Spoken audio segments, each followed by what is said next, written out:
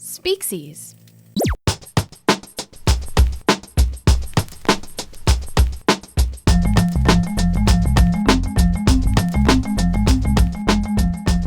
So, dude, big deodorant is really getting on my nerves. So, Okay. I feel like when we were growing up, deodorant was either original or unscented, Yes. and it was like, okay, you had your Brute in there, you had your Old Spice, and that just was what it was. Right. Especially at our income level. And maybe Right. there were a couple higher level brands. Maybe. I but feel like maybe like Right Guard, like every once in a while you'd get something, not that Right Guard's higher end, but you'd Right. get something that just had sport on it, which Right. I don't know what sport is supposed to smell like. Right. But it wasn't like buying, am I going to buy a Kia or am I going to buy a Mercedes? It was more, am I going to buy a Sentra or am I going to buy a Honda? Yeah, it was like if you were a person of means, maybe you got like the Toms of Maine, but you know, the rest of us. You know what that is, right? No, I don't actually. Oh, that's the hippie deodorant that's not deodorant. Oh, what is it? It's a waste of time and money is what Okay. it is. It's basically what they do is they take deodorant, antiperspirant, and then remove everything that works. Okay, they leave whatever's like from the earth, man. And then you're full of self-righteousness and body odor. They do go hand in hand, don't they? Yeah. So I'm at the store the other day, and generally I'll just get Degree unscented, but I'll tell you, big deodorant got me because I'm looking around, and so normally I don't get anything that looks weird because I mean nowadays it's like you look and it's like, you know, passion fruit, Right. punch, or like you know, I don't know, porcupine blast. And you're like, I don't know what this is supposed to smell like. Right. I couldn't find original Degree, so I got Wild Woods. Wild Woods. Okay, that could smell like a porcupine blast, perhaps. I didn't know what I was expecting it to smell like. Yeah. But it basically just smelled like Degree with like I don't know, a splash of flowers, and then it makes your armpits smell like armpit with a little bit of flowers. Right. It's like the old Dave Attell, nothing beats ass. Right. Nothing beats armpit smell. So I thought it was funny though earlier today when you mentioned also that you had a deodorant experience recently. So I said, well, let's talk about it on the podcast. Big deodorant got me also. So I went to my local Wegmans to pick up something else, and I realized I was out of deodorant. So I'm a pretty simple guy in taste. I'm an Old Spice guy. I think I get something called Sport. Yeah. Maybe I'm a fancy lad because of that. And the reason I like it is it doesn't smell like anything. Yeah, that's what we want. And then I don't smell like anything. And if for some reason, I'm hoping they were out. There seemed to be some sort of run on deodorant. Maybe it's a side effect of getting a vaccine. Everyone's very they're going outside more and being with more people, and it's like I got to start killing the funk again. Right. But I was left with a variety of Old Spice deodorants and antiperspirants that were. I didn't see a porcupine blast. I saw the term swagger multiple times, including something that had swagger in it twice. I'm pretty sure. It could have been double vision from my anger at this point. Old Spice should just be the Old Spice smell. Yeah. They don't need any swagger or extreme, you know. Or there was something I think called Clubhouse and maybe something with Forest. I'm not sure. I think that I was starting to make up something. So I thought I found something that was the most mild smell. And I went home, took a shower and put it on. And the best way I can describe the scent, it's douchebag.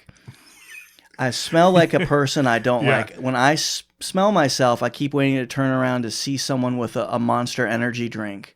Yeah. Who's just come back from a UFC fight and is getting a new throat tattoo. I mean, it's not a smell to the point that I brought it up with today's guest. Yeah. Our special guest, Bridget Phetasy, who will be joining us later, that I gave her a heads up to let her know if you see me starting to snarl at the camera, it's not you. It's nothing you've said. Yeah. It's the fact that I think someone with a trucker cap is standing behind me. That's right. And I'm not happy about it. So I'm unfortunately going to have to go to a second location to get deodorant because it is that bad. Because it's making me angry. And hopefully it won't affect our show today, which I don't think it will. I think we're going to have a very thoughtful and intelligent discussion, just like we did with our special guest, Bridget Phetasy. Absolutely. Well, welcome to Origin of Speaksies. My name is Scott. I'm along here with my good friend Steve. And as he mentioned, we do have a special guest Bridget Phetasy on the show later. But first, Steve, what are we talking about tonight? So we're going to talk about something today that's not as much a phrase or a word or an idiom as much as it is a concept. And we're going to talk about the idea of cultural appropriation. I found it something that's very fluid that can be defined differently, a lot of times just depending on the circumstance and how the person using the term wants it to be deployed. Yeah. So this is a term that I think it's something that can be used to promote your values or maybe denigrate someone else's values. So to be clear, and we shared this with our special guest, Bridget Phetasy, if you're someone who voted for the 70-year-old white guy who puts kids in cages, or if you voted for the other 70-year-old white guy who puts kids in cages, we're going to try to call this down the middle. So if you voted for any of those guys, either one of those guys who puts migrant children in cages, you should be able to, left or right, you should be able to listen to this episode with us. That's right. We're right down the middle. And that's part of Bridget's deal too, is being able to see both sides. And it was a really good conversation. Yeah. So I got to say with cultural appropriation, I will say that was one when I first heard of it, I was confused. And because it was a long time ago, I mean, this concept, I'm sure you'll touch on, has been around. It's not like it came out last week or anything. Right. And I remember people were getting mad about, I think it was somebody wearing cornrows that shouldn't be. Right. And I really was confused. I don't understand. Like, what's wrong? What's the problem? And it had to be explained to me. And I'm like, oh, okay. So I guess I can see some merit there. Yeah. And we'll talk about it. And again, we will talk about both sides of it. And I found it something that, if the Twitter crowd is against cultural appropriation or saying it's a bad thing, I'm going to be reflexively sympathetic to the opposite side of that argument. Right. But we're going to go through this and talk about some of its faults, its merits, its intellectual origins, and also I will share with you guys what my thoughts are on it. So when I hear the term cultural appropriation, one of the first things I think of is like just some sort of shock article you would see on Twitter or see on a news site. Yeah. A yoga teacher who was shamed into suspending her class because yoga originally comes from India, and she has to change the title to mindful stretching. You'll see a college saying that certain foods are culturally appropriated, like sushi. So they can't serve sushi at that college. And that actually is the college, the example of that is from Oberlin College in Ohio, where Lena Dunham supposedly went. Wow. As we've discussed before. And I'm not big in conspiracy theories, but I still believe that Lena Dunham has been manufactured by the New York Times. And I'm not sure if she really exists. You brought that up a while back, and I wasn't sure what you were talking about, but I'm starting to believe it. And again, you can kind of think of it, Katy Perry getting in trouble for dressing like a geisha, somebody wearing cornrows and they're not supposed to, somebody wearing a sombrero at a party and they're not Mexican. Right. Oh, man, you're right. The party thing is the one, and like the Halloween thing where you can't wear certain things has become a really big thing. Right. We're like looking back at what somebody wore at an old party, and that's cultural appropriation has become a big deal. And I think it's something too that there's, even with that, there's a line. There's a difference between wearing blackface and then wearing a sombrero at a tequila house or a Mexican restaurant. You mentioned Katy Perry, and I read some article recently about because I was trying to remember if she did the song called "I Kissed a Girl," and she did. I was like, oh yeah, that was like her big hit. And she liked it. She did like it, but what she doesn't like is she now has had to come out and apologize that some of the lyrics are controversial, or not controversial, that they are problematic or whatever. And she's like, yeah, I'm sorry, I should. And the issue was, I know this isn't cultural appropriation, but it's just talking about the point of the goal line being moved and how culture has changed so much.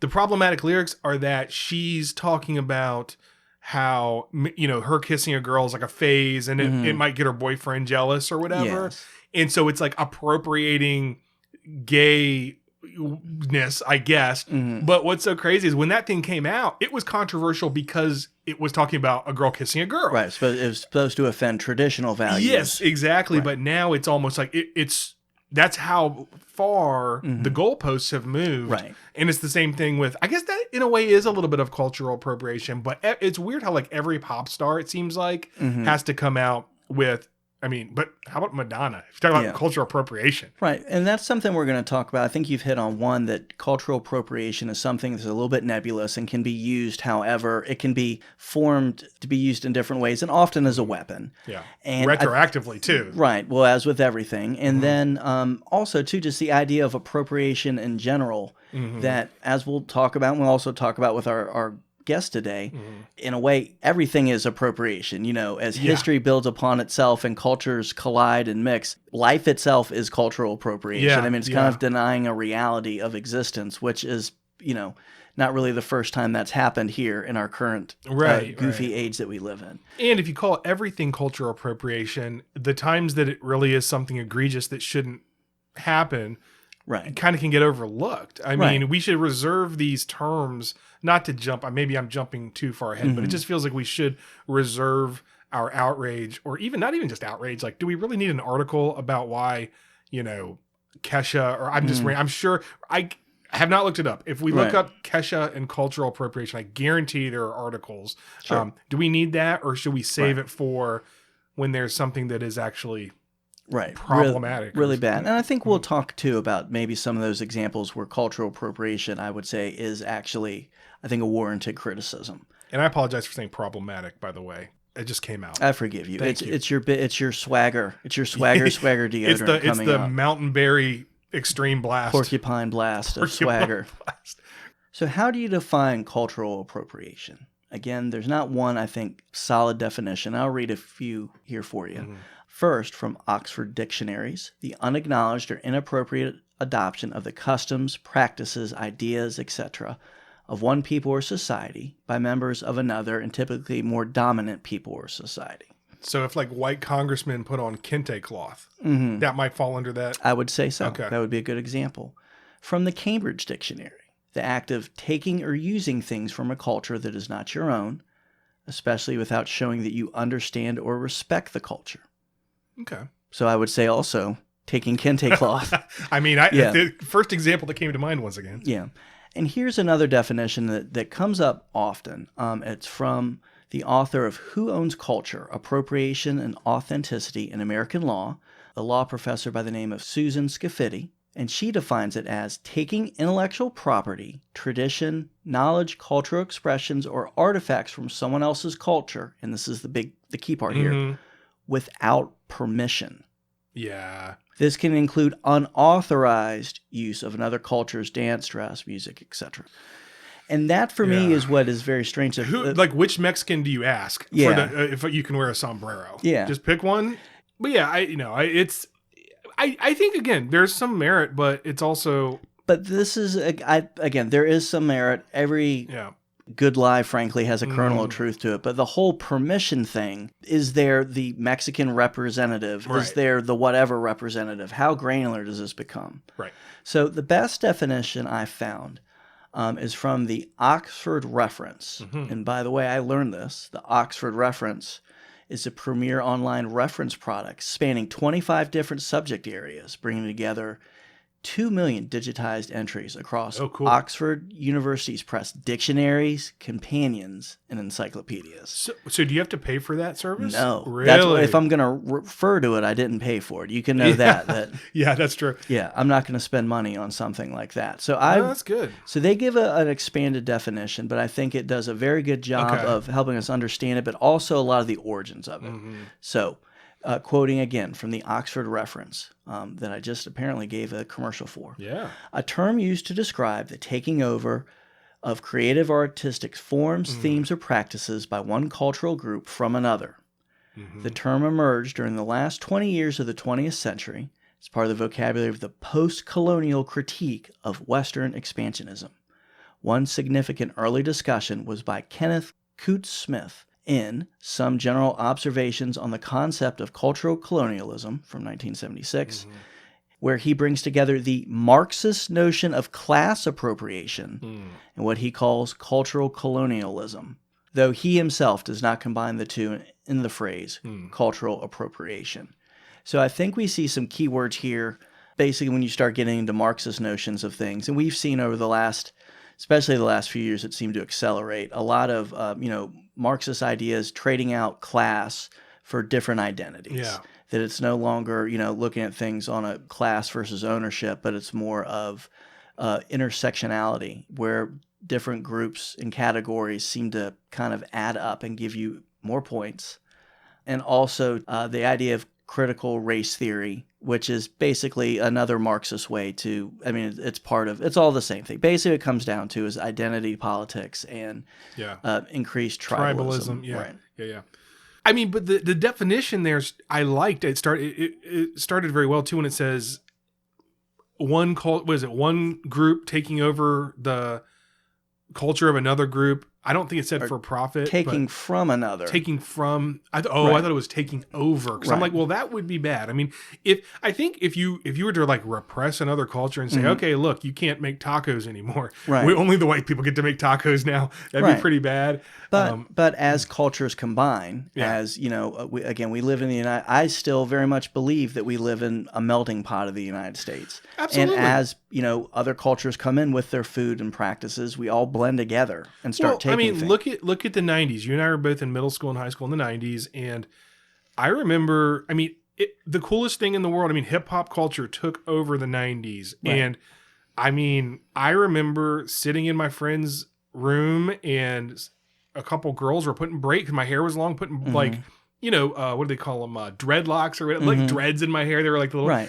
If I had a picture of myself with that online now, it'd be like, that's awful. That's terrible. Well, all we wanted to be was cool because we're seeing the influence of of that culture that was doing that.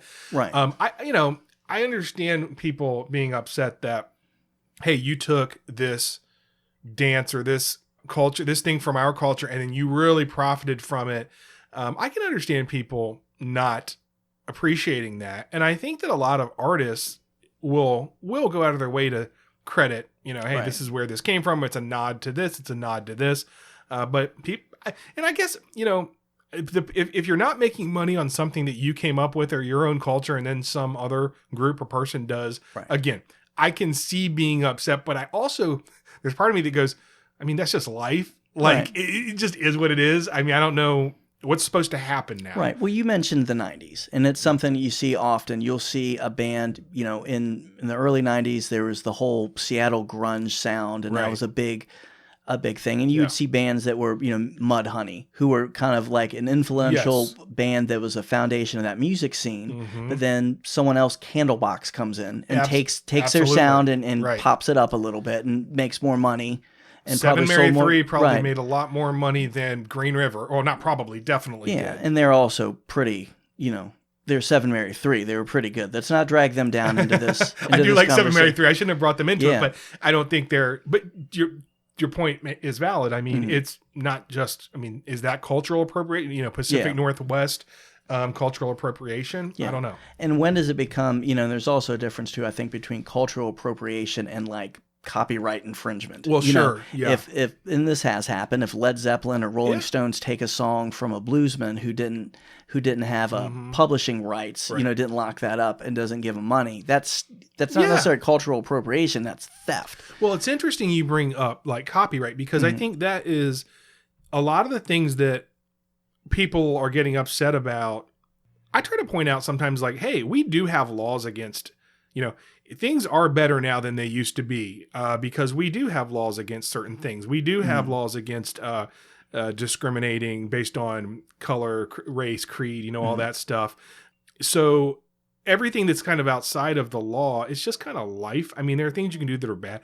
I guess the part what I'm trying to say is just live your life and roll on with it. Like we have to go back and get mad because somebody had like Bruno Mars, people saying that he's culturally appropriating, I guess because he is mixed heritage or something. I'm not even sure what his background is. Right. And it's like, really? We're going to get mad at Bruno Mars now? Come on. Like, I don't know. It's just overboard. Why do we have to find something to be outraged about with everyone? Right. Anyway. Well, speaking of things to find to be outraged about. So as I wanted to find something that was a good discussion that did cover both sides of cultural appropriation. Good, because I'm just being a grumpy white guy. So listen, I'm with you. You've had to deodorant issue today. Don't get me started when I found out that my aftershave has been discontinued and what I've been going through with that. That'll be so sorry. Perhaps listen to Speaksy's Uncut, our new live video podcast that we have exclusively for Speaksy supporters on patreon.com, where I'll discuss more of my personal hygiene woes, frankly. I mean, I'm going through a tough time right now. So in selecting something, I found a document from a PBS series called What I Hear When You Say, a series that discusses race and identity. And just, if you get a chance to, I actually would not recommend necessarily Googling cultural appropriation, because there's a lot of people out there. We've talked about the term nut picking when we discuss virtue signaling, the idea of like finding something you don't like and finding the worst example of that. There's a lot of people that seem to really want to end up on Tucker Carlson. I mean, just some of the arguments out there are just ridiculous. But I thought that this was one that was, looked at both sides of everything and try to give a full view of that. So the show, What I Hear When You Say, actually had a guide for each subject, and they have one for cultural appropriation. The idea that cultural appropriation is a bad thing. There is a comedian and YouTube personality, Francesca Ramsey, that's quoted twice in this document. And her quotes are, "Cultural appropriation is like taking a test and getting an A, and then someone copies off your test and gets an A plus extra credit." And one more quote, "Cultural appropriation is when the majority group deems something that's a cultural artifact or practice of a smaller group as uncivilized or just wrong completely, but then find some ways to co-opt it and usually make a profit off it." So even though I've lined this up as this being one of the more objective views, might not sound that way, but I think that kind of gives the general attitude of it being a bad thing. And I don't necessarily, I think maybe she's listed as a comedian and YouTube personality, so maybe she's been a little bit hyperbolous here, but I see this argument a lot. Yeah, I mean, I think it's like Miley Cyrus gets cornrows and is twerking. All of a sudden it's okay, but if it was, I think this is the fault in that reasoning, is because that, to me, that's not even cool. Like, Miley Cyrus isn't cool. I think, I mean, I don't know. Well, I don't know who the representative is that you would go to get permission to twerk, or if any culture really wants to claim twerking as their own. Like, how dare you take our sacred move? Yeah, forget the twerking part, but the cornrows part, I mean, those were made cool not by white people. But anyway, I don't know why I keep talking about cornrows. Yeah, I think you really want to get cornrows, and you're looking for me to justify your idea. Can you imagine? I'd rather wear, porcupine blast. So in this article, they bring up a couple arguments to reason, is cultural appropriation necessarily a bad thing? And one of the ideas they bring up is cultural exchange, recognizing that it's important for customs and beliefs and arts to be shared across communities, especially, again, if we're living in a country together as, the melting pot. Well, hey, we don't get mad about mayonnaise. We gave you guys mayonnaise, white people, right? So I that's the cultural exchange. You get mayonnaise. So, and again, I think mayonnaise is for everybody. I don't think we should travel. That's what I'm saying. That's the exchange. Y'all get mayonnaise, we get cornrows. So I don't know if that's a fair exchange. So, but and again, it comes up the idea of black music forms being used by white artists, and also the idea of cultural assimilation as a reason against that. A reason why cultural appropriation is not necessarily a bad thing. And they bring up what I would say is more kind of a traditional Marxist view of that, the assimilation isn't necessarily voluntary, which, again, I don't necessarily agree with, but it's an argument that's out there with that. So they conclude, why does it matter? And they, quoting again from the PBS document, "The concept of cultural appropriation may seem at first glance like yet another way we are constructing barriers between people at a time when we desperately need to be building bridges." And I'd agree with that. But they continue, there's a big but here. "As we look more closely at the entrenched inequality and history of cultural exchange, it becomes clear the term cultural appropriation is simply giving a name to the exploitation that has always existed and continues to this day." So again, as I discussed, this being a kind of nebulous topic, again, if Led Zeppelin's stealing a song from somebody, that's theft. That's wrong. But as we all grow together as a culture and experience things, is somebody rapping or making tacos that's not from whatever culture those things came from, is that a bad thing? I don't think so. Yeah, I know. I'm sitting here as we talk about this, and I'm picturing sort of a listener going, it's easy for you two white guys sitting here talking about this. And I mean, I get that, maybe it's easy for us to say that, but I do think that both of us are open to things and like critically looking at each thing. And I think it goes back to, if something is being stolen, like you said, or if somebody's literally being repressed, literally, I'll use the word literally, meaning you're being repressed, and another group is holding you back from doing something, and then they're doing it and profiting off it. Like, that's messed up. There should be that should stop. And I think that a version of that argument is that if you're doing this, if you're somebody outside this group and you're doing it, you're taking away an opportunity from someone else to do that, which that again is kind of gets to that Marxist notion of a very fixed pie. That's right. Because I was going to say a rising tide lifts all boats. Right. So I mean, look, Led Zeppelin. I mean, listen, there is definitely truth that obviously all these, especially these British bands and of Elvis, took from black musicians for sure. But I do also think that, looking back, I mean, most of the British ones, especially, really were very open about their admiration for these guys and said, "Hey, you need to go listen to this person." So if they're shining a light on it. It's if the people buying the records had the means, and it was more of a different group of white people buying the records, well, then you're going to see that imbalance. But I do think it also shined a light on those black artists as well. I mean, look, Pink Floyd is named after two blues guys, right? Pink, and I don't remember who their actual names are, but they're named after. Was one of them Floyd? One of them was Floyd, but I don't remember like the full names. And it also comes back to something that we've seen through many other episodes, that a lot of like quote unquote cool phrases, I think including the word cool, come from black culture. Black culture is always there. In concluding the examination of cultural appropriation from that PBS document, I'd say, especially for argument's sake, I would say there's some validity to the idea of cultural appropriation. If you're taking full scale other people's music and using it or other things from people without giving them credit, and the idea of stealing a song or stealing intellectual property, I think that's definitely something that's bad. But I don't know if that's necessarily cultural appropriation or if that's just theft. Cultural appropriation, again, is kind of used a little bit nebulously, and is stealing someone's song the same thing as having sushi at your college cafeteria? No. Where Lena Dunham may have gone or may not have, because I'm still not convinced she's real. Yeah. So for the other side of the argument, I'm going to refer to a speech given at the Brisbane, Australia Writers' Festival back in 2016. The title of the speech was Fiction and Identity Politics. It was given by the author Lionel Shriver.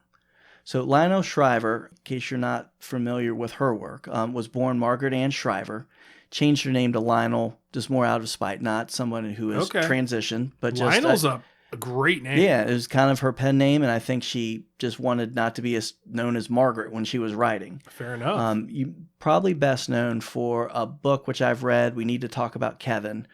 Yes. Which is a great book. I'll be honest. It was the last time a book made me cry was actually this book. I mean, it's a strong book.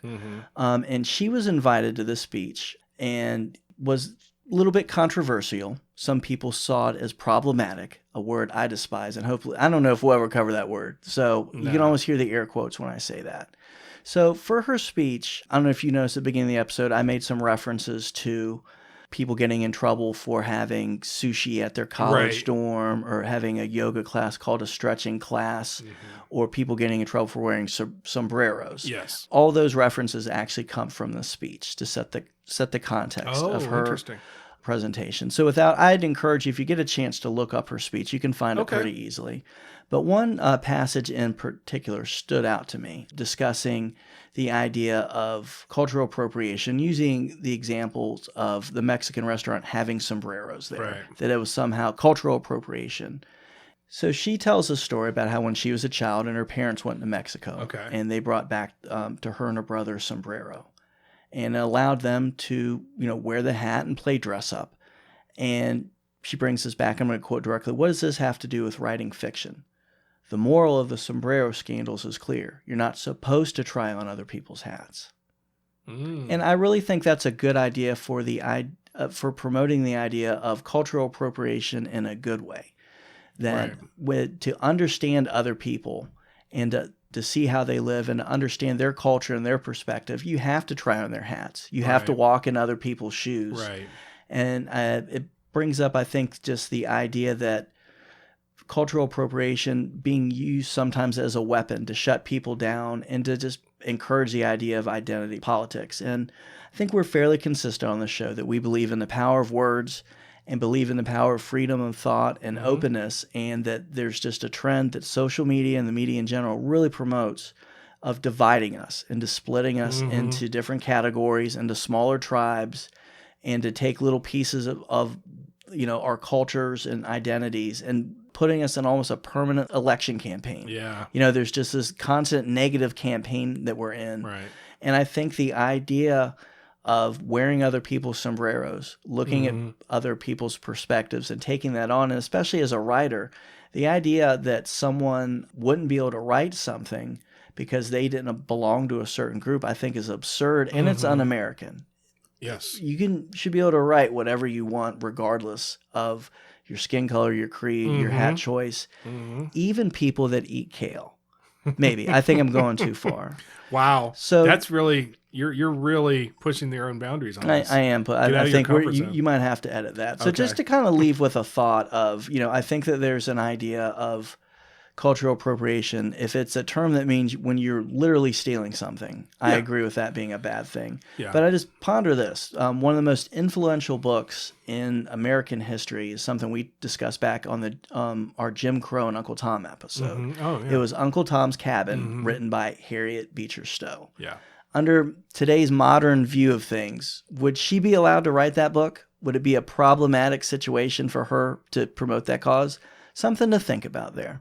And also something to think about. Old Spice needs to get their act together and quit putting swagger on multiple types of deodorant. That's something that I think we can all agree upon. All right. Well, now we're going to move on to our conversation with Bridget Phetasy.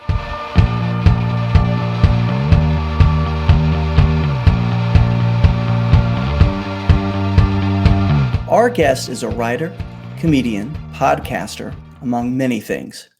Her work has been featured in publications including Huffington Post, The Spectator, Playboy, The Federalist, Vice, and The Atlantic. She has a weekly show on YouTube, Dumpster Fire, which focuses on the latest cultural absurdities in the news and media. And she has her interview podcast, Walk-Ins Welcome, where she engages in meaningful conversations with a range of intellectuals, comedians, and other cultural influencers. And I'm not done. She has her own online community, Phetasy.com, which is dedicated to promoting freedom of expression, while also noting freedom of speech doesn't mean freedom to be a dick, and includes, as a benefit to the ladies, workouts led by our guest. Please welcome to Origin of Speaksies, Bridget Phetasy. Welcome. Thank you for having me. Thank you for being here. This is exciting. Yeah, I'm excited. Sorry, it took a while for me to commit, but I just like to make sure that I can do something before I say yes and commit to a date. There are much worse things in life than that, so we certainly understand. I told Steve when you said something about the laptop, I was like, you know what? I've been single now for a few years. Like, I feel like I know when there may not be a laptop issue. We may be getting trolled.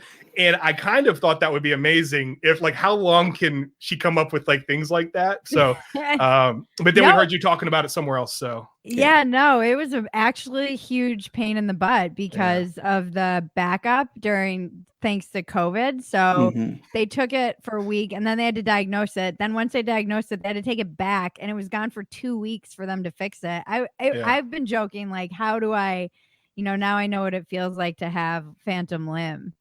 Yeah. Right. I kept being like, I need to do, I can't do that. I need to, I can't. It was hard. It was definitely challenging. At least we know now it's not Russian misinformation. It was actually, or a Biden member didn't have it. Right. Maybe they did. They did. So Bridget, on your podcast, you recently shared about your time as a yoga instructor in Sri Lanka. Tell us a little bit about your time overseas and your experience in general, maybe as a yoga instructor. Well, I was a yoga instructor here too. So I got certified to teach yoga in 2005. And I was in a not great marriage and I fell into yoga and I just took right to it. I was pretty athletic growing up and I was always injured. And for some reason, I have the kind of perfect body type for yoga. And so I just took right to it and loved it. And then I got certified in it, not so much because I was like, oh, I want to be a yoga instructor. I really just wanted to understand how it worked and what it was doing. Just the way my teacher taught was she was brilliant. She was just a brilliant yoga instructor, and how it kind of worked on your body, etc. So in order to become a yoga instructor, you have to teach a certain number of hours to get your certification. And then that's when I found out that I actually really did like teaching. And I came back to Los Angeles shortly after I was certified. And I was working with autistic kids. And then I started teaching yoga privately at there was like an apartment complex that hired me to come teach classes to their residents. And then I started teaching it to kids with autism or on the spectrum. And then I got hired at a school that did one-on-one learning. It was one of those very fancy one-on-one schools. And I started teaching it to teenagers, just as kind of a coping mechanism and meditation. So that was all pre going to Sri Lanka. And then I went to Sri Lanka and I was there and just wanted to start making some money. And there was a guy who had it was kind of a retreat center, and lots of Europeans would come through, Germans, and so I would take a little tuk-tuk and go teach these people yoga and then go back to my little, guest house where I was staying. So that's kind of the short version of my teaching. But there was many years in LA where I was running around doing the fitness instructor thing, and that is a special sort of grind of its own. Yeah, I would think too that is something you can sort of, a skill you can take anywhere. Yeah, personal trainer, or especially yoga, which has become super popular. Yeah, I mean, I thought that it had already jumped the shark in 2005 when I got on board, and then now I looking back, I see that was really just the beginning of the yoga as a lifestyle. Yeah. Well, now that you can bring goats into it, Steve's into goat. Oh yeah, anything you can do, you hang out with goats. It just makes it better.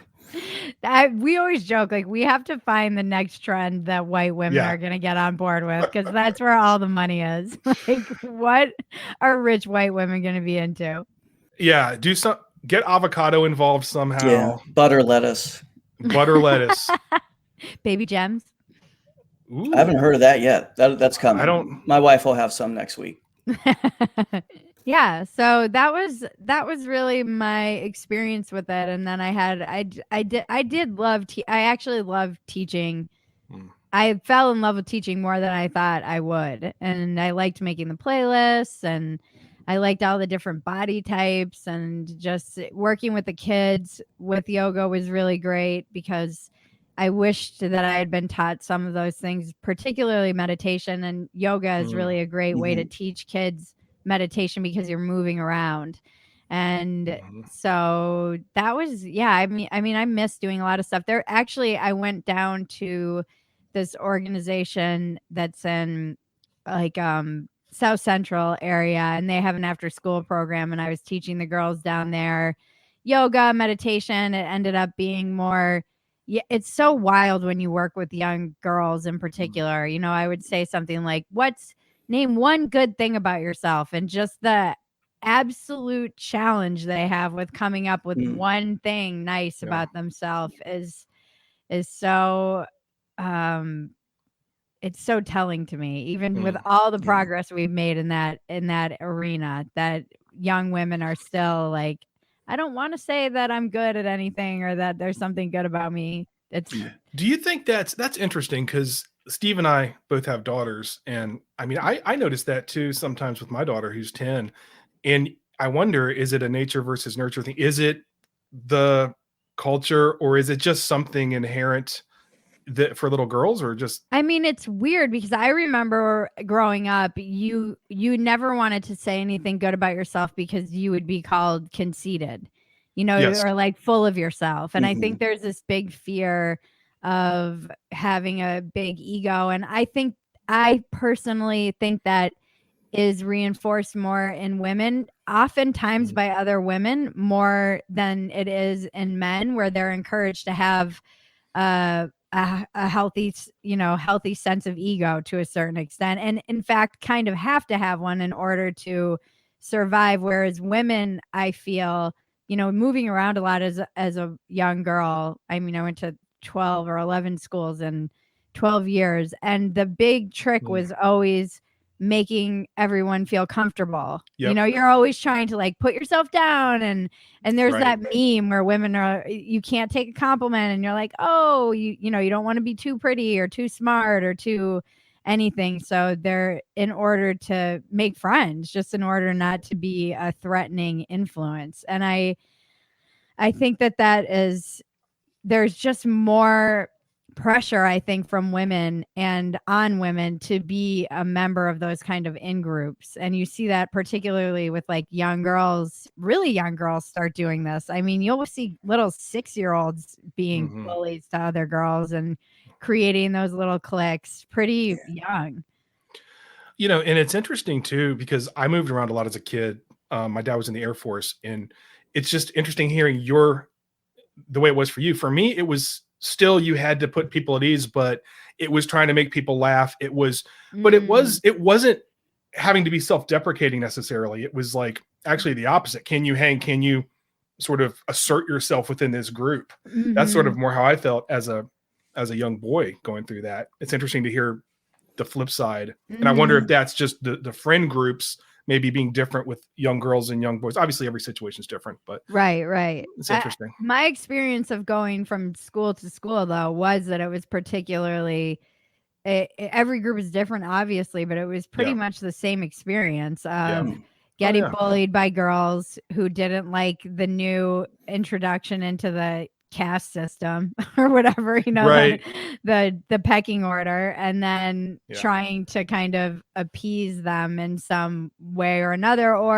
And I don't think that I had the self-confidence to just be who I was. Yeah. There are some women who might have had the family support or just that inherent that inherent self-confidence. I just didn't have that. I always kind of, I was insecure and wanted to belong and wanted to be popular for a little while until I just gave up on all that and became a partier.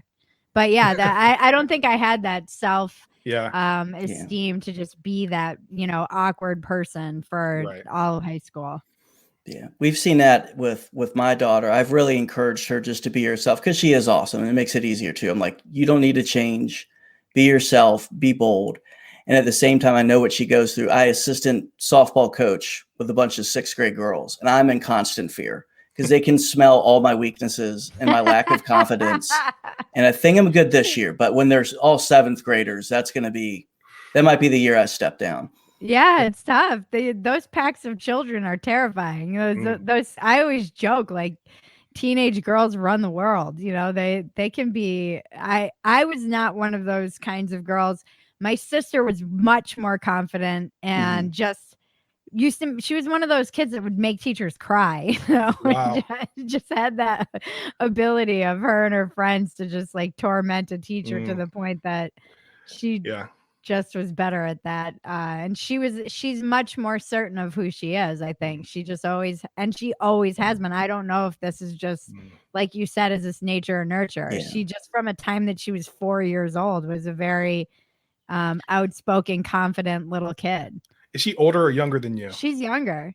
Huh. Interesting. Yeah, I wonder I'm the oldest. When you've got a big sister that is in your corner, that kind of helps too, probably. Are you you're the oldest? It was just the way she was. It truly was. I mean, just her nature is she's very strong-willed and has been. I mean, we joke about she was asking us if she was stubborn the other day. There's 4 girls in my family and we're all in a group chat and we were all dying laughing. Like, you're just having it. I'm like, why don't you ask your Chinese walk if you're stubborn, Laura? Or don't. She was like, laughing so hard because when she was a little kid, she used to watch infomercials and she so badly wanted this walk. She just wanted it. She saw the infomercial and it got in her head that she wanted it. And she tortured my parents. She was relentless. And they were saying, they're like, you're never going to use this. You are an 8-year-old child. What are you going to do with this? It's like hundreds of dollars. And she harassed them and wore them down until she got it and never used it. I think she used it one time. But that's amazing. She was laughing. She was like, I'm dead right now. And I was like, why don't you ask her to walk if you're stubborn? I miss those days. I miss those days of getting obsessed with something that you couldn't have or that was going to take some time. Now our kids want something. It's like, hold on, Amazon. Okay, you'll have it tomorrow and I'll go over there. But yeah, just the wanting, especially when you saw like Ron Popeil or somebody with the set it and forget it. And you're like, must have this. Like, when am I going to make rotisserie chicken? Like, I'm 11. But yeah, I miss those days as well. Well, if you had one, you could have someone to walk up your chicken after, Yeah, that's right. That's right. That walk that never got used. That's hilarious. So funny. Yeah. Yep. That was just her personality.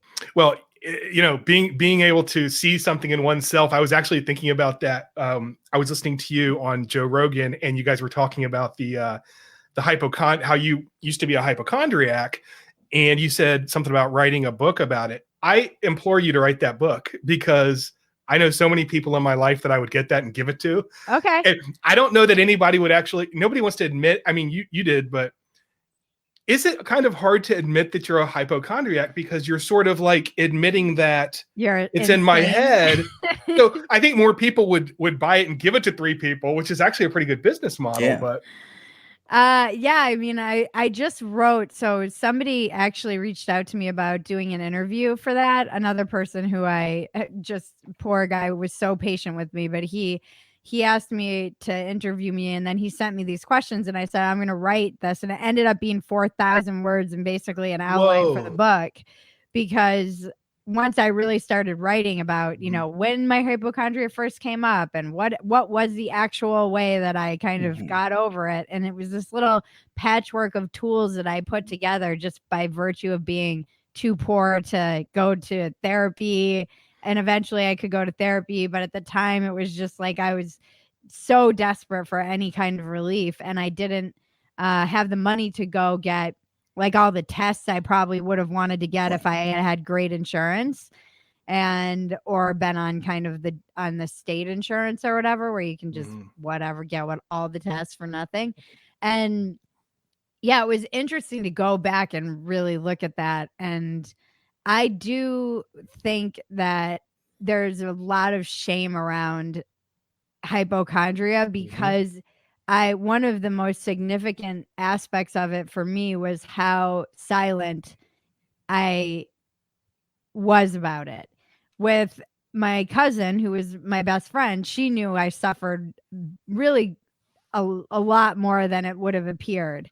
And I was there were times where it's so debilitating because that anxiety, once you're in that loop, you can't get out of the loop. And and then you're just stuck in it. And I would pray. I was like, I'm going to end up in a psych ward. I know I'm going to end up in a straitjacket because I can't get out of this insane loop. And you're aware of the loop. So my friend was saying, it's like, it sounds like a schizophrenic being aware of their schizophrenia. You're just aware of your madness on some level and feel powerless to do anything about it. And it was very similar to me. I think there's actually a lot of overlap with addiction because I was addicted to worrying. And there was that sense of powerlessness over the addiction I had to worrying.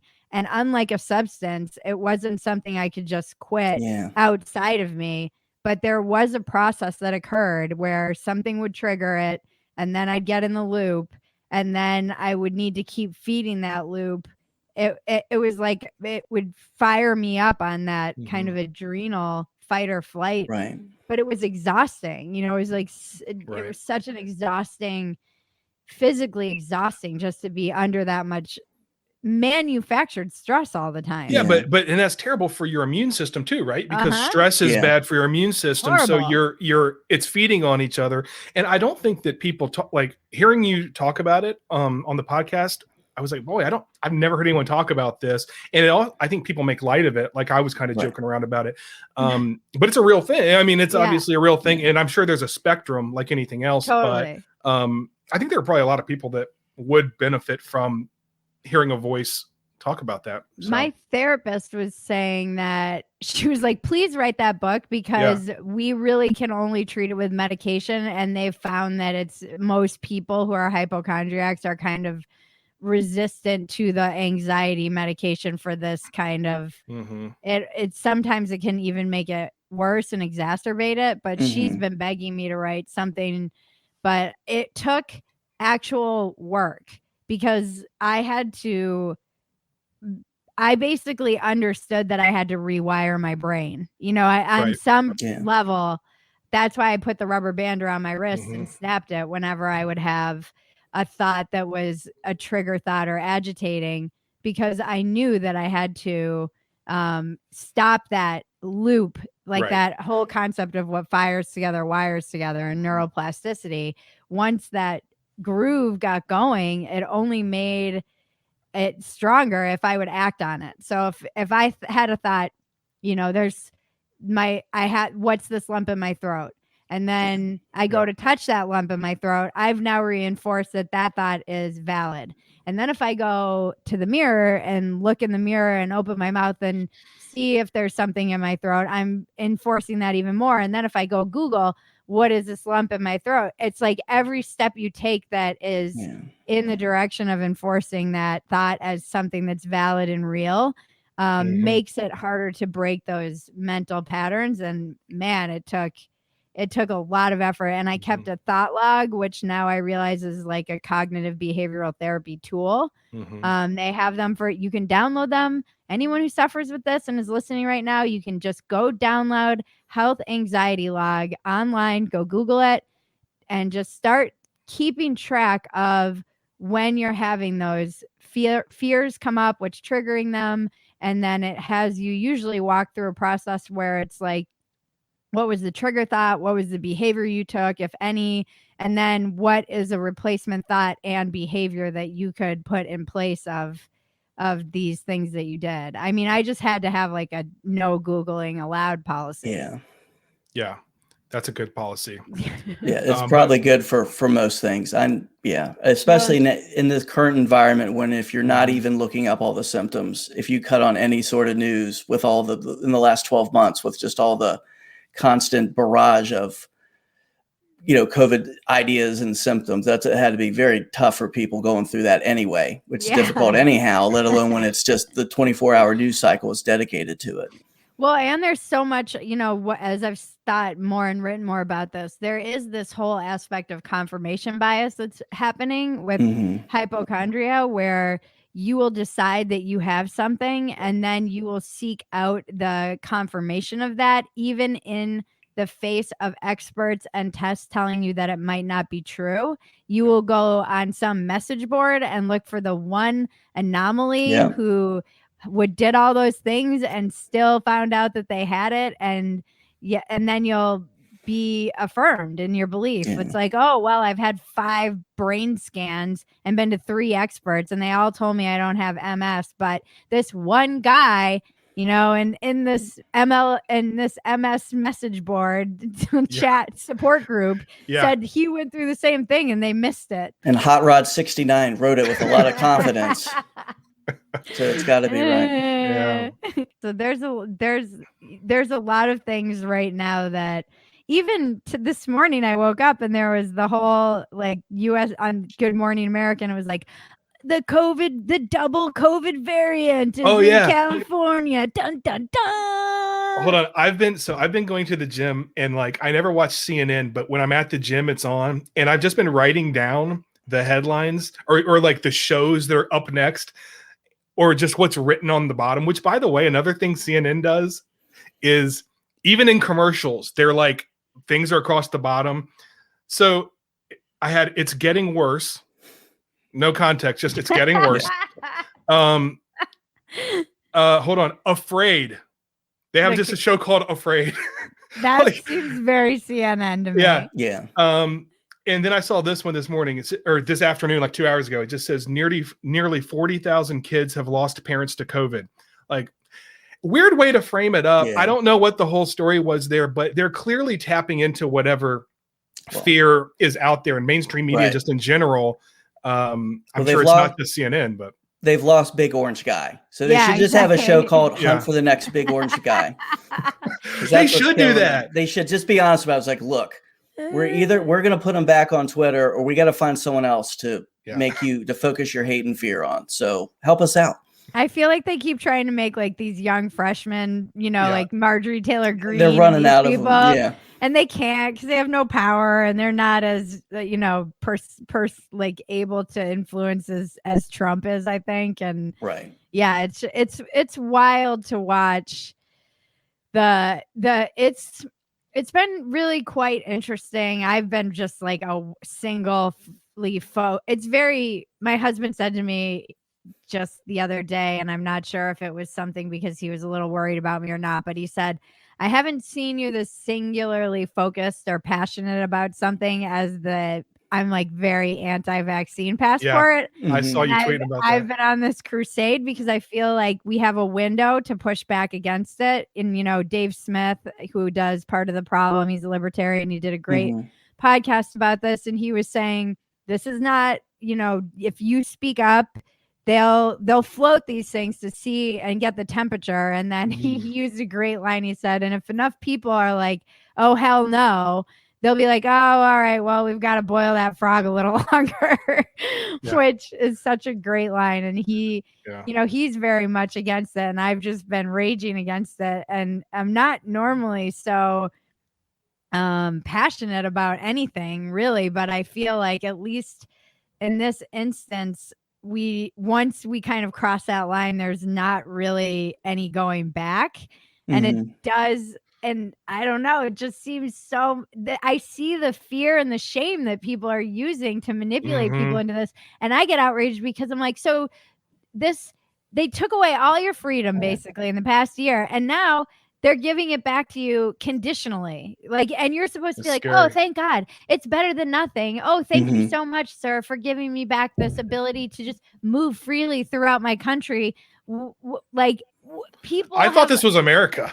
What's going on? I know. I feel like Randy Marsh in freaking South Park. I'm like, I'm sorry. I thought this was America. Exactly. And it's good that some states are pushing back. But then if you even so much as bring it up or say this is a bad idea, you're basically shamed, told that you're being a baby, that you're being dramatic. I'm like, a year ago, we were talking about how there's going to be a vaccine passport and everyone told us we were crazy. I feel like I'm in a dysfunctional relationship with a man who's gaslighting me. Only that man is the corporate press, the big tech, all the corporations, and pretty much every liberal I know who's a friend of mine. It's like, it's weird. It's almost like religious fervor at this point, isn't it? That's how it feels. I mean, and it's so tribal. If this was Trump who was floating this, they'd all be like, this is literally Nazi Germany. And guess what? In this instance, I'd be like, I don't like these comparisons, but you're kind of right this time.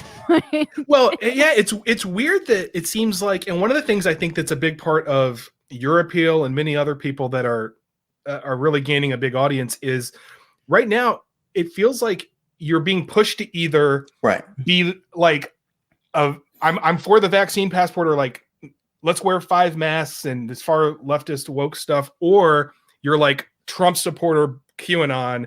And it's like, I know like one person on either side. Right. You know what I mean? Right. Most people aren't that way. We're trying to think critically and we're going issue by issue.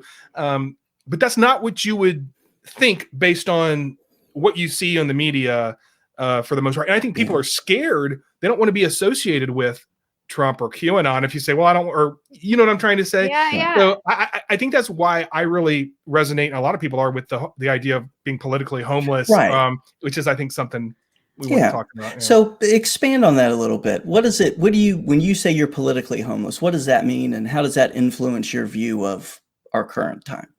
I think that it just means that neither of the dominant parties speaks for me. I'm learning more about libertarianism. I don't know.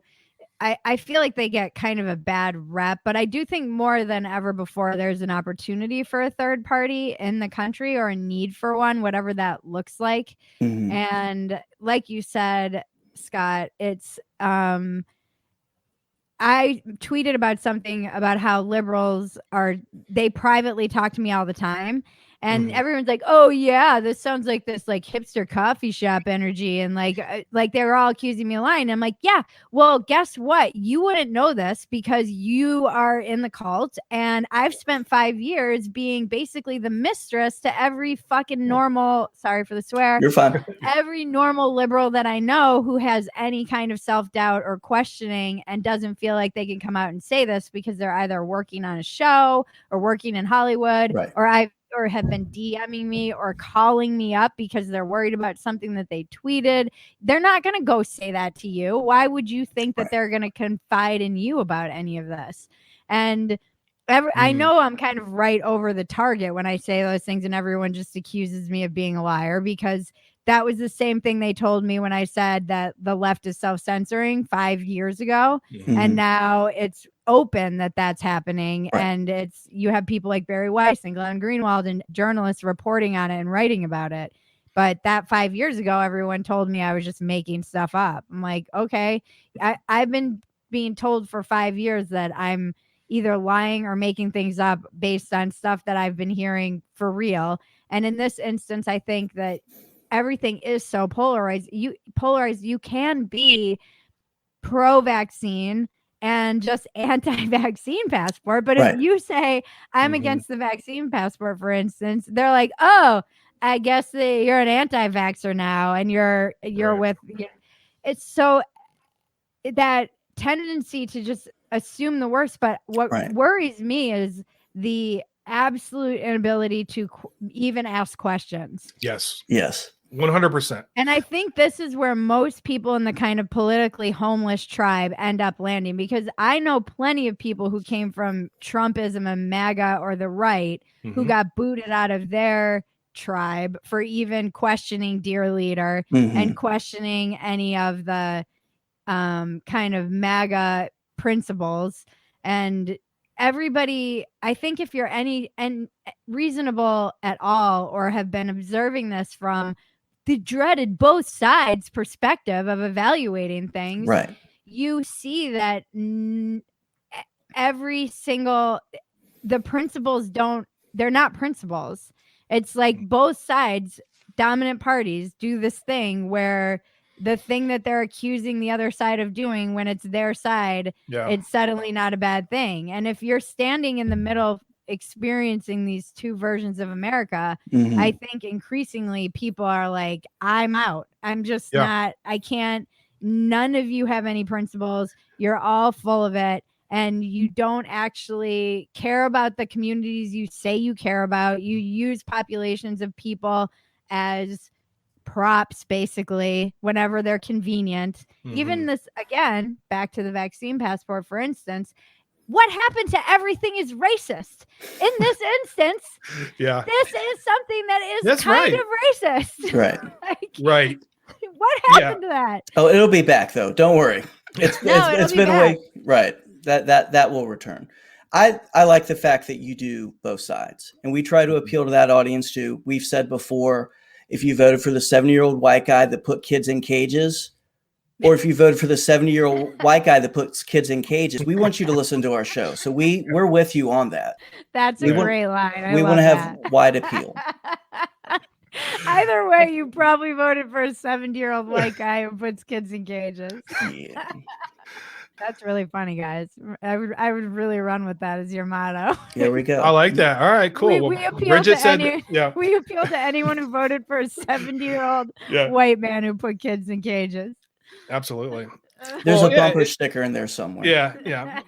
But it is crazy that everything you said is making so much sense, and it takes courage to say that stuff, because what's so wild now is people are even afraid, like you said, to ask questions or to even talk about an issue, especially when the virtue signaling has turned into like corporate America too, where it's like, you're afraid to, if I say, even now I'm like, oh God, what can I say? But if you know, I like the word equality more than equity, or you say the wrong word, it's like, tap, tap, tap.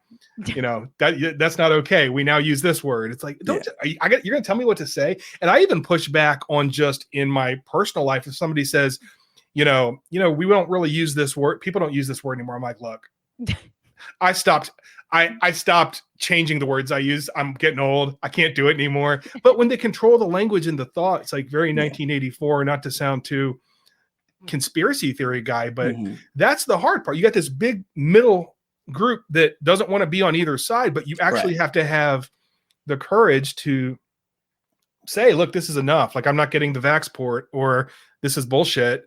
And it's scary to do. Yeah. Well, and the problem is say there was some kind of civil war, even if I say I'm not on a side, I'm on a side. As the great Geddy Lee from Rush said, if you choose not to decide, you still have made a choice. So yes. But even if it's even if I was to say I'm in the Team Blue isn't having me. They've already rejected me. Oh, you're pre-canceled for Team Blue. Yeah. So that the idea that I'm somehow even have the option of being, I can still evaluate things. There's reasonable criticism of both of the major parties. I think that that would make a good and educated population to be questioning our leaders. Tribalism is exactly what they want, because then they don't have to answer any of the questions about why are you just talking about like, oh, this is imperialism and not actually dealing with the problem at hand, or why are you talking about, oh, we've got to be afraid of, these people coming across our borders. And again, not actually dealing with any of it's so easy to just divide us and never actually have to solve any of these problems. It works really well, turns out. Yeah. And so it just gets very frustrating because people are so afraid of being associated with. That's why I really encourage people more and more. Decide what you stand for, because it's easy to define ourselves by what we're against. And this is the danger of once you've kind of, especially if you're somebody who's thought you were aligned with the Democrats and the blue, and suddenly you're like, oh, maybe I'm not part of that part. This is the other thing. People tell you you're crazy for thinking this will be used for something else. This is coming from after an entire summer last year being told that, oh, wait, actually, racism is the real epidemic. How long before I need to scan my little stupid passport? And it's like, boop, boop, boop. You did not take your diversity and inclusion class. You can't attend this concert, because that's the inoculation against my implicit bias. Like, why? And I'll be told that I'm crazy for this, but it's not that far-fetched. Yeah. All the elements are there for that to happen. Yeah, and then I'll be told that I'm like a crazy whack job. Meanwhile, everyone who's been predicting this stuff is like proven right over and over every day. Yeah, what is it? Nostra Bridget. No, everybody. So these are the things that I've been doing because people are like, how do you not go crazy? Well, I just ask myself now, what do I stand for? And what will I stand against? Like, I'm sorry, all these arguments of, oh, you need to get the vax for XYZ. I'm like, it doesn't matter. Your arguments don't matter to me, because I don't trust that any of these entities that are behind this are going to do anything other than abuse this power. So end of story for me. So find your kind of lines in the sand. One of the lines in the sand for me is speech is violence. I'm like, no, this is catastrophic for society. We start believing this. This is a catastrophic ideal, and you have to push back against it and be courageous in pushing back against it. I believe you should still be able to say boys and girls are different. Does that mean that we all don't exist on some spectrum?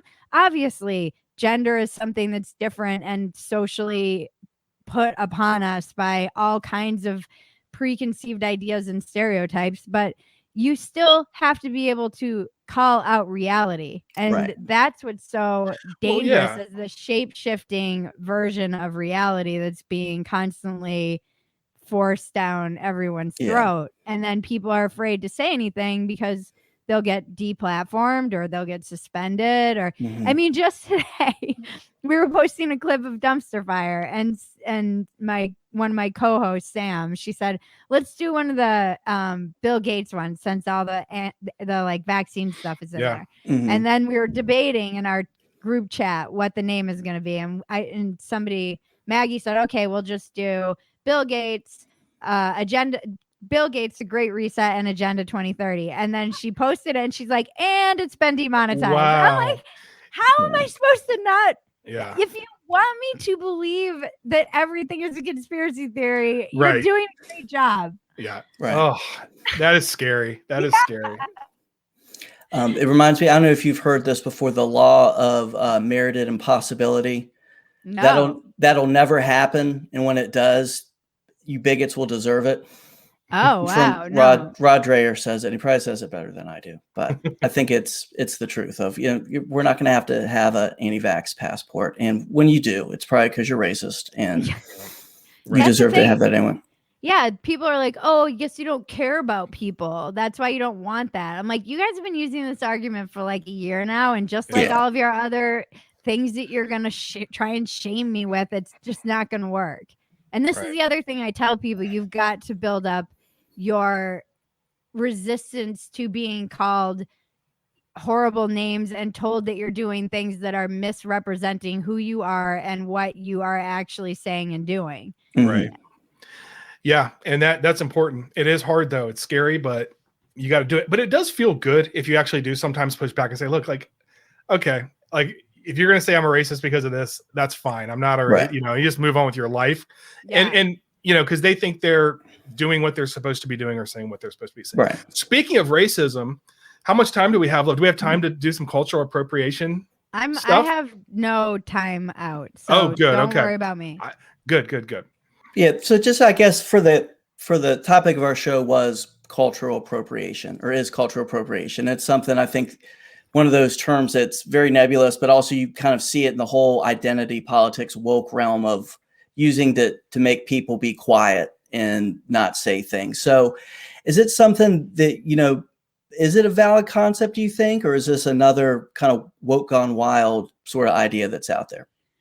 I always try and with these concepts, try and look for the kernel of goodness and truth in them. Mm-hmm. And I think in some instances, I think a good example, and I wish that I could remember her name, but I completely can't at the moment. But there was a young girl who was responsible for the TikTok dance that went viral, that all of these other women got millions of followers doing. Mm-hmm. And then Taylor Lorenz, who's a reporter at the New York Times, tracked down this young girl and found her and wrote an article about her and gave her the credit that she was deserved. And everybody called it cultural appropriation. They're like, all these white people need to stop. I'm like, no, it's really just really what you guys want is credit, which is fair. Right. It's like when someone steals your joke as a comedian, you're like, hey, give me credit for that. That was my joke. And is it Addison Rae? I think it's Addison Rae. She was on Jimmy Fallon, right? Yeah. But there was, so the young girl, and I should just try and find her name so that she can get credit again. She was this young choreographer, she wants to be a choreographer, and then she got to do all this really cool stuff, but it shouldn't take a New York Times reporter for these people to just like give credit where it's due. The internet is also very malleable and fluid, and now we live in a time where this is the process of mediation. So I don't even know that people know where things come from, and you have the meme is pretty much the antibody to anything that's going on in the culture. The minute it's been memed, it's been kind of completely mediated, processed, and now here you go back out into the world. It's the fastest way to assimilate whatever is happening. And that's so true. Now that you have they're saying with the kind of what are they called, the infungible tokens, you'll be able to actually know where a meme originated so that those people can get credit for them with the crypto and whatnot. But it right now, it's really just kind of still the Wild West, where everything is mixing, matching and influencing each other. But the cultural appropriation as it plays out in the bigger picture, so-and-so can't make tacos because they're not Mexican. So-and-so can't cook kimchi because it's because they're not Asian. This is more about power than anything else. Yeah. And it's just this cudgel that's used to bully people into not doing things, essentially. And the argument is that you would be taking a job or taking an opportunity from somebody who might be doing this, but that doesn't exist. And nowhere is that the case. Like, that doesn't stop someone else from making kimchi if someone is making it, you know? Right. There's a lot of conversation about this around yoga. And I mean, it used to be something like this melting pot is amazing. Right. But all of humanity is cultural appropriation. Right. That's like the history of the world. People in Brazil aren't, speaking Portuguese because that's their native language. And granted, they were colonized, but there's so much mixing and matching and there's lots of people who have been taken over, and there's lots of wars, and like this is just the unfolding of the human condition. It's not necessarily anything that's new. This concept of like cultural appropriation, like it's called human history. You're not going to stop it. It's like it's one of the, I guess, events in the outrage Olympics, and it feels like sometimes, I mean, I am sure like Elvis did not give the proper credit to the blues, or there are times where it's like, oh yeah, that was kind of messed up, but most of the time I do think you're right. It's about power. It's being able to say aha, and maybe it's because we don't have as many real problems anymore as we used to, so we've got to look for like, okay, what evil thing or bad thing can I point out? Like, I saw something about Bruno Mars. Like, Bruno Mars is capitalizing on being multiracial it's like, what? Or he, dude, it's insane. And you're like, well, if you don't like Bruno Mars because you don't like his music, that's fine. But nobody's offended by nobody can be offended by Bruno Mars. But it seems like if there's something you can find to be outraged about, let's go ahead and write 25 think pieces about it and churn that. So, but it's annoying. It's annoying, but I mean, in some levels, at the more sinister level, which I don't think most people are even aware of, but there is this process of problematizing everything, and it's deconstructionism. So you're just deconstructing everything. You're deconstructing language, you're deconstructing the culture, you're deconstructing gender, you're deconstructing everything until there's nothing left, and it's nebulous, fluid, no reality. There's no sense of, we each have our own individual truth. There's no actual truth. Right. There's nothing that's objective. It's all, even science is now. Well, racist. yeah. That's what I was going to bring that up earlier. It's like, wait, I'm all for following the science, and like, I've changed opinions over the years based on science, but then all of a sudden it's like, wait a minute, are we following the science or not here? Can I ask a question about a kid wanting to change genders at age 9 or this, that, or the other? It's like, no, you can't, because that means that's hate speech. Like, yeah. Well, but what about the science? No, you can't ask questions so this is this kind of idea of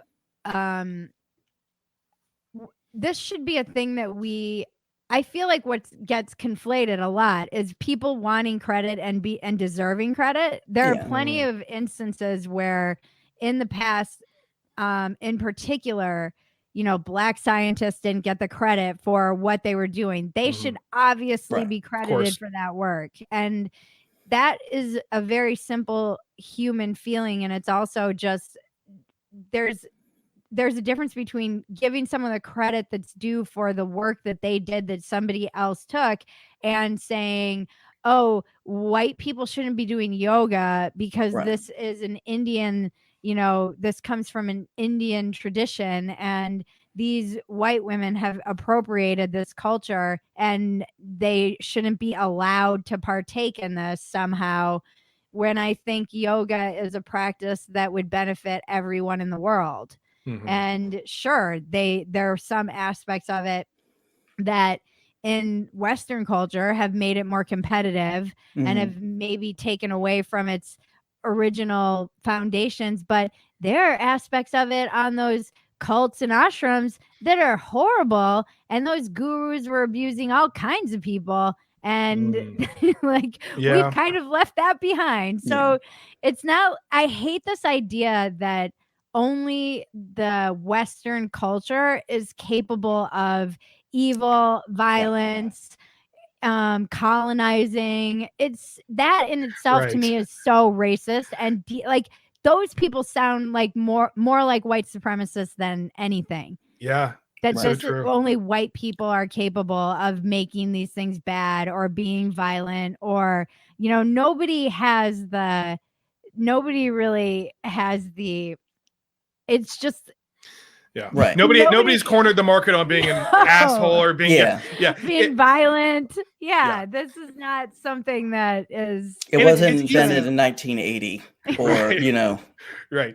Once Twitter showed up, it wasn't like, oh, other people are bad. This is new. Yeah, listen to some Dan Carlin hardcore history, and or read all of a sudden, or just pick up a textbook. Or like Bridget, it's called Human History. And I'd like to use this also to go on the record as someone whose wife loves kimchi. I don't think anyone should make it. I don't care what your culture is. That's, you know, if we can use cultural appropriation to stop that, maybe it's not the worst thing. Yeah, I just want to make sure I'm on record for that. It smells like armpits.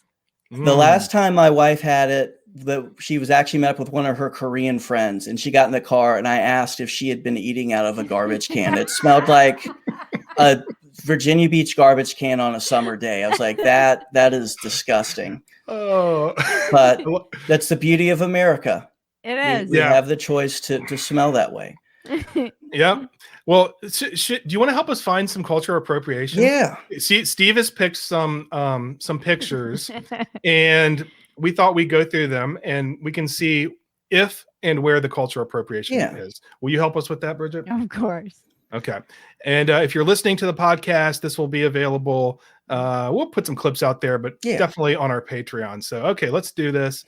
All right. So we're going to find the cultural appropriation. And Steve, have either of you ever had braids like Justin Timberlake does in this photo here? No. Oh. I believe those are cornrows. Oh, cornrows. Yeah. Dang it. Sorry, I've been knee deep in cultural appropriation. I know some cornrows. No. All right. Especially when it's JT doing it too. But let's not bring him down. Well, this one's pretty overt. So we're going to move to the first. The first picture is the QAnon shaman. What do you think, guys?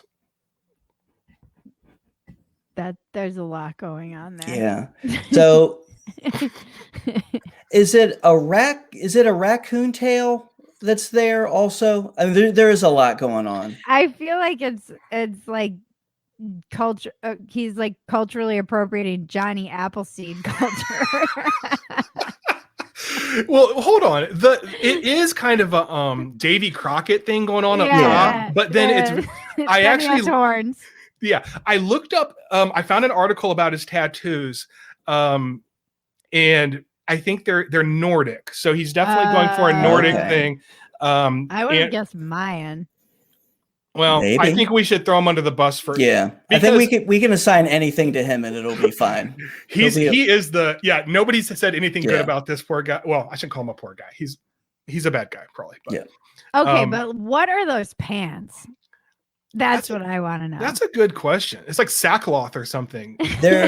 I had to edit it to get it in there, but there's some sort of like action sweatpants. Like they're not jeans, but they're not sweatpants. They're not running pants. They're somewhere in between. Loose and maybe yoga it's pants? something. And if you see, we'll show you what he looks like here in a minute. It's one of those things that kind of like Dockers that you could wear for anything. You could stick a golf shirt on and look okay. Okay. Or you could raid the Capitol dressed like a raccoon Viking and use those also. I mean, that's a lot of versatility for some pants. There's a Dockers ad in this somewhere. He's also culturally appropriating, like is that the American flag on his? There's just so much going on his face. The American flag on his face. Mm-hmm. He's got the Davy Crockett coonskin cap. Am I allowed to say coonskin? I don't know. Yeah. He's got the horns, and then the one tattoo. It looks like at the bottom. It looks like it's either like, you know that game Sorry, where it's got like it looks like a piece of Sorry. So I don't know. That's probably American. So I'd say It's overall, appropriating board game culture. Parker Brothers culture has been violated. big board game has something to do with this. Yeah. Should we move on? All right. Well, Sure. this is what he actually looks like when he's not My storming the gosh. Capitol. I never thought I'd say about somebody they really needed a Viking raccoon helmet. That guy needed it. I mean, it did its job. Oh. It elevated his look. Yeah. He suddenly looks like what is he reminding me of right now? I feel like he's gonna ask me to join some cult. Yeah. He like looks I can see him in white robes, standing down in Venice telling me that I need to join his movement. I could see him at Office Max, and I could ask him I need ink for my printer, and he's going to not be happy with that question. Yeah. I'm not going to get good customer service at the same time. That's actually good call with Office Max. All right, let's move to the next person. Great job on the first one. We've got Ace Ventura, Jim Carrey. Ooh. Former comedian, autistic expert. Also now leading member of the Resistance art. Yes. Resistance art. Mm-hmm. His art world. Or is he though? Because he's wearing a Hawaiian shirt, which isn't. I believe there is. I don't know if they're real or not. The Boogaloo Boys.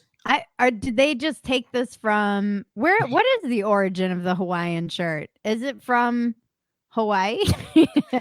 That's a great question. I didn't even think of that. Probably not. It's probably somebody in like South Carolina came up with this. Right. He's also wearing a wife beater.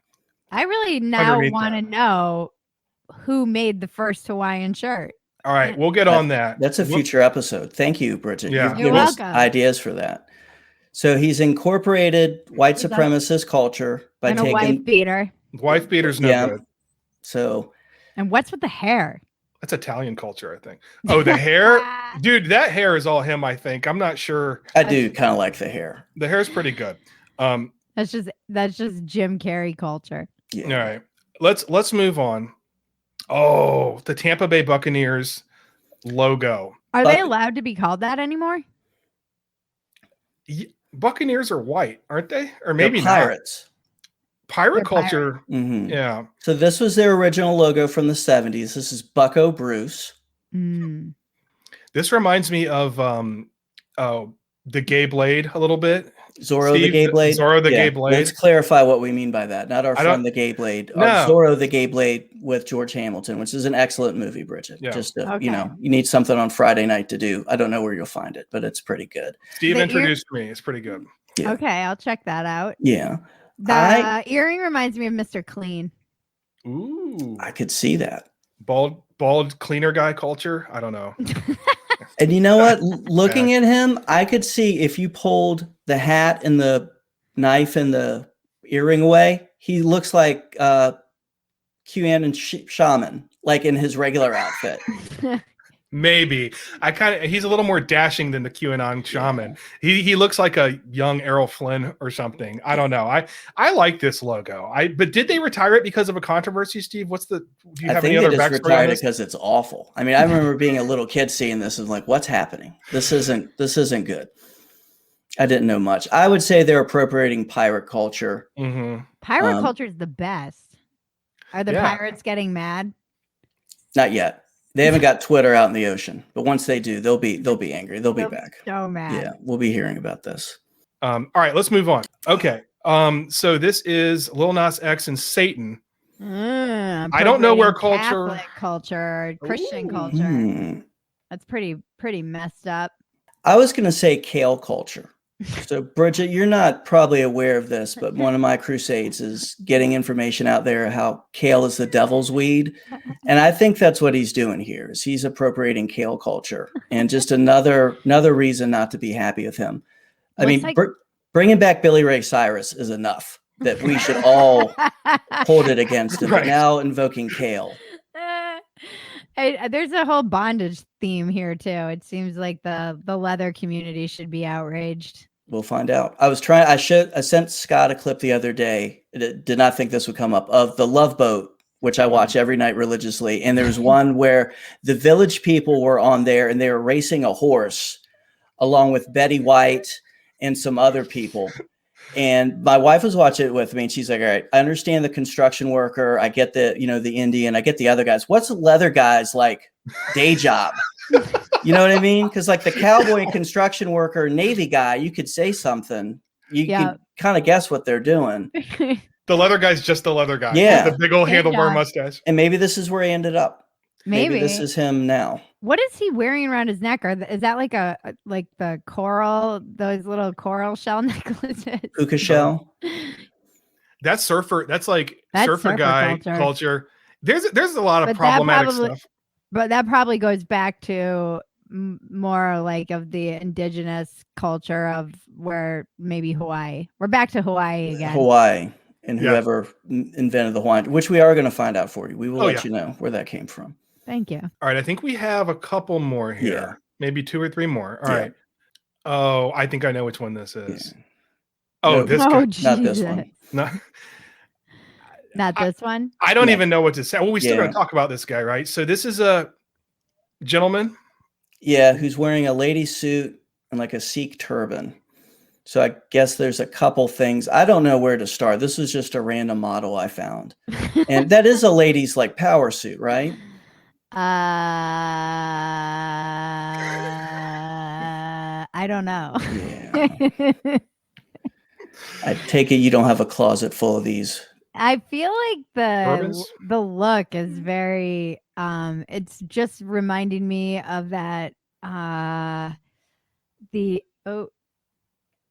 guarantee that was a butt dial.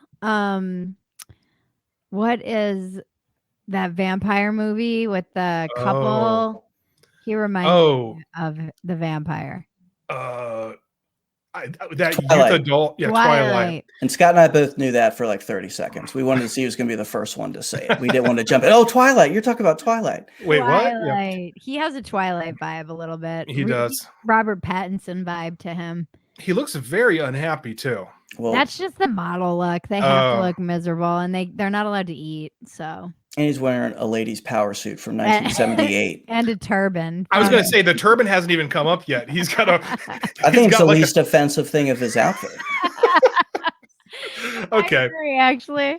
But why is this? I feel like his hair shouldn't be outside of the turban. I agree. Is it hair or those feather earrings? Those are feather earrings. I just... You did find the hidden cultural appropriation. This is like highlights... the old magazine, you got to find that. Those are feather earrings. Okay. Found it. Well, this guy is let's move on. Okay. Oh,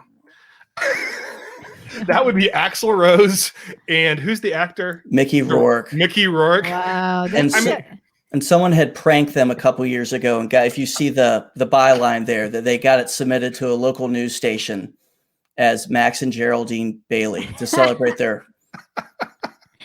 This is appropriating cougar culture because they both look like divorced ladies down in Orange County. Oh my gosh. Sitting at a bar waiting to try and pick up a younger man. Or talk to the manager. Yeah.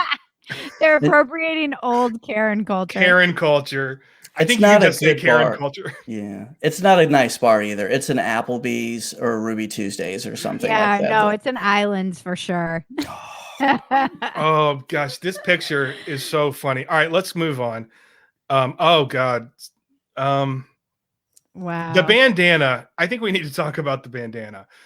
What culture is that, Steve, that you ripped off? I want to hear Bridget's thoughts on where I ripped off my bandana look from. I don't know. Is that like cowboy culture? It feels a little bit like cowboy culture. Could be. I just like the fact you consider anything, like the potential that I could be involved with cowboy culture, as I'm somebody who fall off a horse. Like the horse will throw me off. It's like, I don't have to keep you on me. What is going on with that shirt? It looks like candy. Yeah. I don't know. I got it at Marshall's. It was on sale. Yeah. The pose is a little interesting as well, but we paid for it, so we're using it. Hey, this is our hashtag CYA poster or picture in case we get in trouble for saying anything. It was like, look, we're pretty confident in ourselves, and we could compromise many cultures. We could appropriate many cultures with this look. I think we need. I'm getting uncomfortable. Okay, last one. I hope it's yes. Now that's just American culture right there. There's no cultural appropriation. That's everything good about America. I'm appropriating trucker culture. Yeah. Storm the Capitol culture. Yeah. No horns. No horns on that head. Both sides. We need We need QAnon shaman here. Oh, and by the way, for those listening, it's a photo of Bridget with an American flag, very pants, and picture. Very patriotic picture. Yeah, she's saluting the flag in the picture too. Man, those she's doing the pledge. I really wanted. I do feel like this was me just pre QAnon. I feel like QAnon. They stole my look. They appropriated my culture. I'll go with it.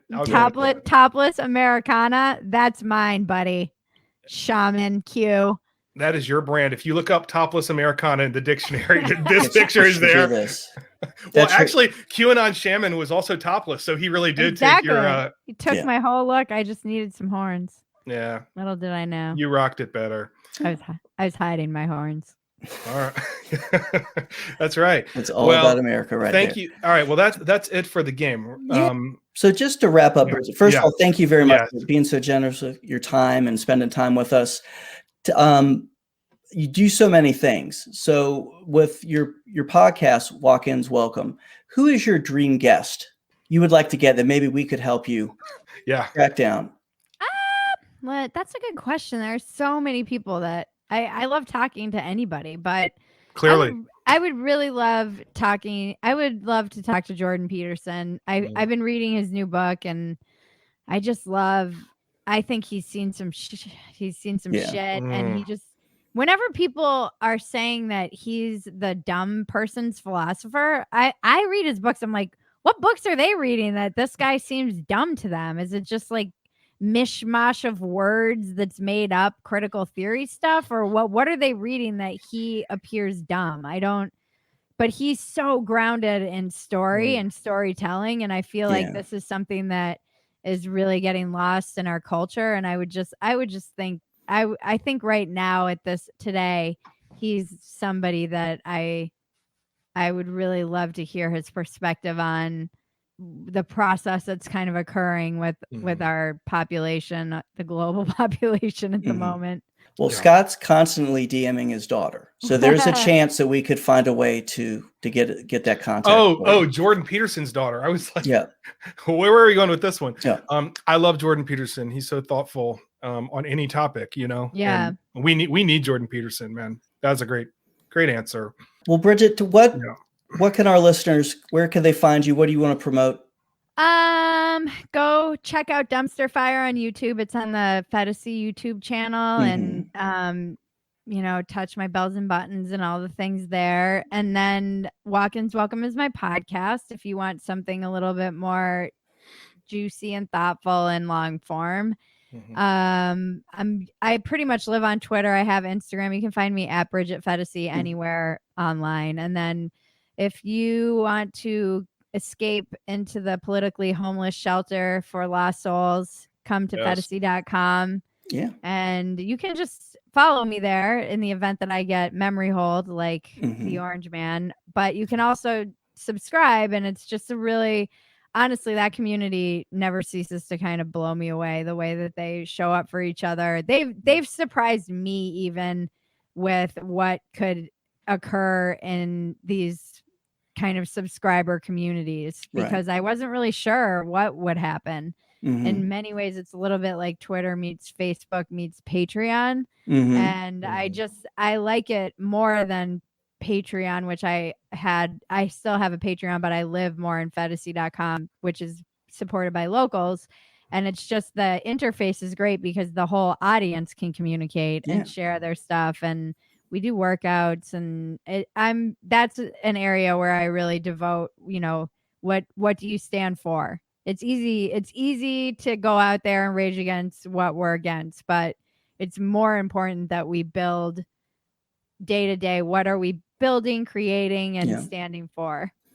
And I'll testify for Phetasy.com. I'm actually a member there. And my first day, I saw there was a foreskin joke that greeted me. And I was like, I'm with my people. This is where I need to be. These are my people right here.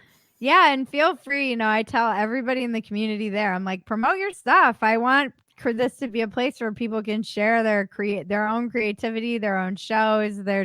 Everyone's so supportive. It's a good little tribe of tribeless people, and very non-judgmental. Yeah. And I'll make sure though you get to see my anti-kale pamphlets before I put them out there, because they do get a little aggressive. I want to stay in your good graces. Put them out there. We need it. Awesome. Bridget, thank you so much. We appreciate it. Thank you. Thank you, Bridget.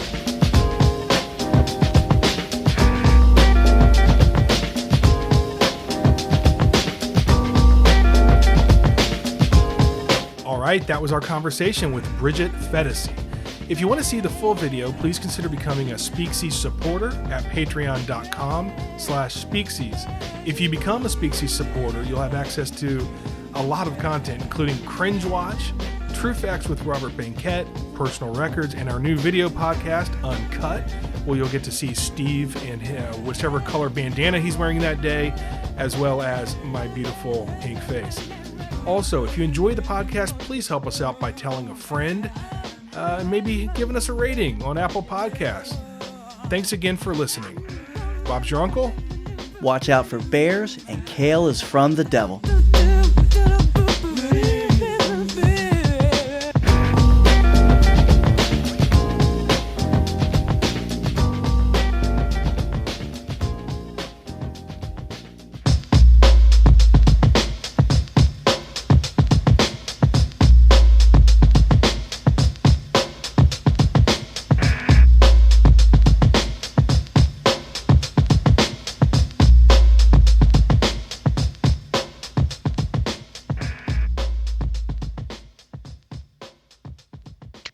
Speaksies. I don't know. Yeah.